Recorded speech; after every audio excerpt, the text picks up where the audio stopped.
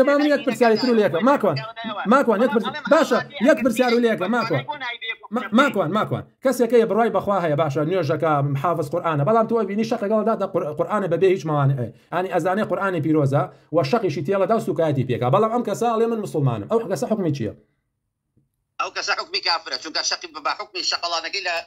قرآن كده بكافر وكتو ملعون دارتي من ملعونیم کەواتە ڕادیۆت کرد کەواتە سرت دای لەبەر ئەمە پێچەوانەی قسەکانی پێشودا ئەڵێ هەر کەسێ خۆی بەخۆی نەڵێ کافرەوە مسلمانە حتا مەلا بەختیاریش خۆی لێ مسلمان کەواتە مسلمانە ئەو کەسە نە بەخوا گرتبی پێشمەرگەمان پێ مسلمانە ئاسایشمان پێ مسلمانە هەموو ئەوانی کە لە سلکە مۆزەفی وەزارەتی ناوخۆیە مۆزەفی مەتارە مۆزەفی جەوازاتە مۆزەفی نفوسە مۆزەفی هەر دائیرە و دەوائیرێکی تری شارەوانیە هەموویمان پێ مسلمانە ئیلا ئەو کەسەی خۆی بڵێ من کافرم اما عقيده وبير وباوري منها حتى ملا بختيار يعني ملا بختيار خوي وتي كسب نغي كافره او من سنيش مو وبروايشن باسلامي وبروايشن بهدي باشي تمن شيبكم ايبو بتدبوك لبرت ما مصالي بابيلا واينود بله اقعد ايه اخذ باشي بغم نولات ودروكي كافر يا خو من لدلي اواني بخوا او بمسركاني او بمسركاني او نادم او ين وهي برزان رمضان با الله قلتمي اهاتشن نزاني ماكوان اهاتشن هيجي اعطيتو نازاني ايمان بريتيه لنيت قول وعمل بص بريتيه لنيت قول وعمل اگر انسانك بقول يا بعمل كفريكي قورا يا شركيكي قوريك او درجه الاسلام يسا تو خود قصته بدروا وتم كسك براي بخوايا مسلمان شونيوجكا بلام سوكاتي بقران قاتو كافره اي ماكوان من فيديو دوم دانا عليه هركسك بدمي خوي نلا من كافر مو مسلمانه عليه حتى ملابخ اختيار ملابخ ايه چندروزني باشا تو خواتو طاغوت يا بيني وبدمي خوي بلا من كافر باشا ايما ايش لسر ظواهرك ايما ايش لسر عملك ايما ايش لسر قولك هركس كفرك قوري درچو موانع تكفير تيانبو او كافره بدم بيا بعمل بخوا نزاني ماكوان بخوا بأدبي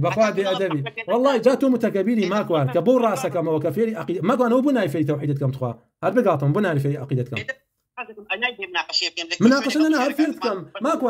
ماكوان فأنا ما بلا برهالماتيكي كافر لا خود كافر ما يبلا أو ديار أما سيقان بأوني ماكوان ورا هرنا والله بيقاطم يعني لدروي سوشيال ميديا ولا بنيني في توحيدتكم ماكوان كل كاك اللي دروي سوشيال ميديا من توخني خود بالرولا سبيني مردي كيلا قلطة هذا ناو قبرك أوتو بجديدة كل بلاقيكم من هالمخلطة بفيو هالمخلطة ماكوان خوي لنا قومي نخي نوارا كسبوا ضلي وكتو أبيت الرقم قومك نخي نوارا أوان جاهل بالتوحيد باشا حتى يسج درويش كان معاذ الله قبر فرسم أو دا يخستوى السوق السليمة أوش ماكوان كريم كاك أوش ماكوان كريم پێشمەرگەمان پێ مسلمانە ئاسایشمان پێ مسلمانە هەموو ئەوانی کە لە سلکە مۆزەفی وەزارەتی ناوخۆیە مۆزەفی مەتارە مۆزەفی جەوازاتە مۆزەفی نفوسە مۆزەفی هەر دائیرە و دەوائیرێکی تری شارەوانیە هەموویمان پێ مسلمانە ئیلا ئەو کەسەی خۆی بڵێ من کافرم ئەمە عقیدە و بیر و باوەڕی منە حتا مەلا بەختیار يعني مەلا بەختیار خۆی وتی کەس پێم نەڵێ کافرە ئەوە من سنیشم و وبروايشن باسلامي وبروايشن بهدي باشي تمن شيبكم ايبو بتدبوك لبرت ما مصالي بابيلا واينود بله اقعد ايه اخذ باشي بغم نولات ودروكي كافر يا خو من لدلي اواني مردم برارو كاك جمالجيان